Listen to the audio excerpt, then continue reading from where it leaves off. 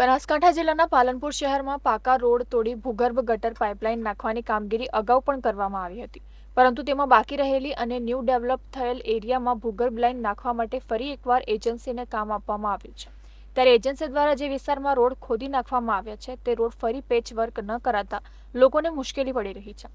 અંદાજિત 94.30 કરોડના ખર્ચે એજન્સીને આ કામગીરી આપવામાં આવી છે। ત્યારે એજન્સી દ્વારા ખોદેલા રોડ છેલ્લા 1.5 મહિનાથી ઉબડખાબડ સ્થિતિમાં જોવા મળે। પાલનપુરના જહાનારા બાગથી આઈટીઆઈ જતા રોડ ઉપર હાલમાં આ એજન્સી દ્વારા ખોદેલા રોડ બિસ્માર બનતા સ્થાનિકો, દુકાનદારો એજન્સીની બેદરકારી અને પાલિકાની એજન્સી સામે કોઈ જ પ્રકારની કડક કાર્યવાહી ન કરવામાં આવતા મુશ્કેલી વેઠવા માટે મજબૂર બન્યા છે।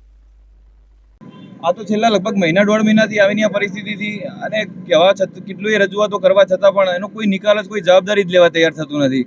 અને આ ખબર નહીં, એકવાર રોડ કરવામાં આવે પછી ફરીથી પાઇપલાઇન નાખવામાં આવે અંદર, પછી ફરીથી બનાવવામાં આવે રોડ, ફરીથી એની અંદર કોઈ કેબલ નાખવામાં આવે, વારંવાર એક પછી એક તોડવામાં આવે છે। ખબર નહીં, એમને કદાચ કંઈક ખોળતા હશે, કંઈક મળવાનું હશે માહિતી, તો પહેલાંથી આપણને ખબર જ હોય કે આ રોડ પર અહીંયા લાઈન નાખવાની છે, તો લાઈન નાખીને પછી બનાવવાનું શું કરવા?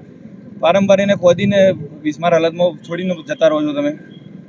પાલનપુર શહેરમાં ભૂગર્ભ ગટરની કામગીરી દરમિયાન સર્જાયેલી મુશ્કેલી અંગે નગરપાલિકા ચીફ ઓફિસર જે પટેલે જણાવ્યું હતું કે નગરપાલિકા દ્વારા આ મામલે એજન્સીને ધ્યાન દોરવામાં આવ્યું છે અને વહેલી તકે આ ખોદેલા રોડનું પેચિંગ વર્ક શરૂ કરવામાં આવે તેવી જરૂરી સૂચના આપવામાં આવી છે। જોકે એજન્સી દ્વારા પણ વહેલી તકે શહેરના રોડની રિપેરિંગની કામગીરી શરૂ કરાશે તેવી ખાતરી આપવામાં આવી છે।